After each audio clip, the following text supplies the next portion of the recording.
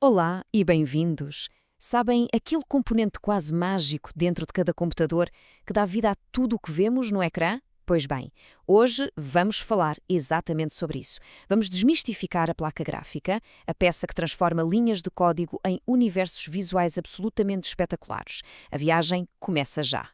Já alguma vez pararam para pensar no que está a acontecer nos bastidores quando simplesmente arrastam uma janela?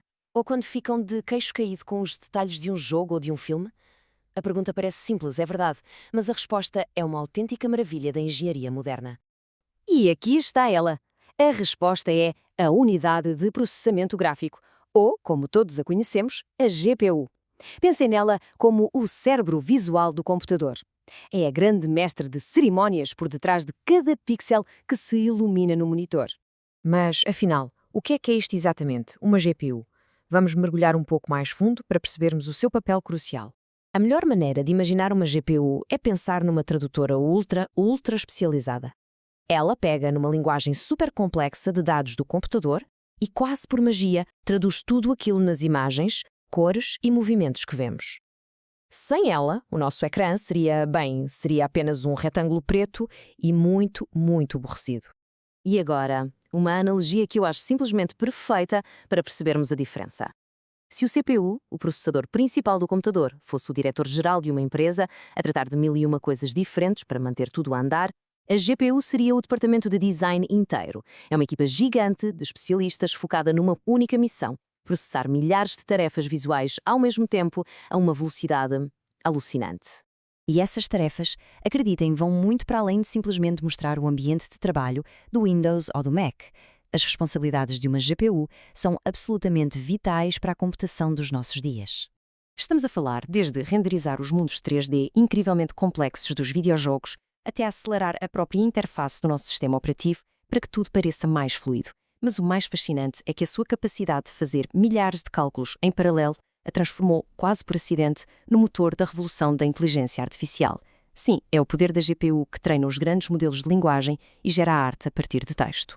E chegamos agora àquela que é provavelmente a distinção mais importante para quem quer que esteja a pensar comprar um computador: gráfica integrada ou dedicada. Esta é a grande questão, e é uma escolha que define por completo a experiência e a capacidade visual da máquina. Bem, uma imagem vale mesmo mais que 1000 palavras, não é? Reparem só, à esquerda, um pequeno chip integrado ali na placa-mãe, à direita, bem, temos um autêntico monstro. Uma placa dedicada é um componente autónomo, massivo, com a sua própria refrigeração, a sua própria memória. O contraste físico diz-nos quase tudo o que precisamos de saber sobre a diferença de poder. E a tabela resume o essencial. As gráficas integradas são a solução económica e eficiente para o dia-a-dia, para tarefas básicas. As dedicadas, bem, as dedicadas são autênticas bestas de trabalho. Consomem mais energia, custam mais, é verdade, mas são absolutamente indispensáveis para quem leva a sério os jogos, a edição de vídeo ou o design 3D. Mas esperem lá, de que adianta ter estas placas cada vez mais potentes se elas não conseguirem comunicar com o resto do sistema à velocidade necessária? É um bom ponto, e a resposta está na evolução da sua ligação física à motherboard. Esta viagem começou com o lento padrão PCI. Rapidamente, percebeu-se que não era suficiente e surgiu o AGP, uma porta feita à medida das necessidades das gráficas.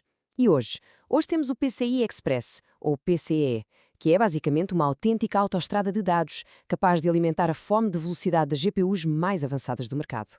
E aqui podemos ver essa evolução. À esquerda, a antiga ranhura AGP e à direita, as modernas ranhuras PCIe.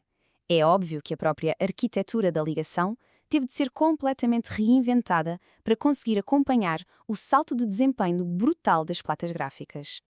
Ok, depois de todo este percurso, a pergunta fundamental mantém-se. No fim de contas, por que é que esta escolha é assim tão importante? É importante porque, simplesmente, não existe uma melhor placa gráfica para toda a gente. A escolha ideal depende inteiramente do propósito de cada um. Desde a simples navegação na web até à criação de mundos virtuais complexos, é a GPU que, no fim do dia, define a capacidade e o desempenho visual de um sistema. E o impacto desta evolução é imenso. Como esta citação sublinha na perfeição, o desenvolvimento das GPUs não se limitou a melhorar os jogos. Foi o grande catalisador de avanços em indústrias inteiras, desde o cinema até à investigação científica que hoje é impulsionada pela inteligência artificial. O que nos deixa com uma última questão, já a olhar para o futuro.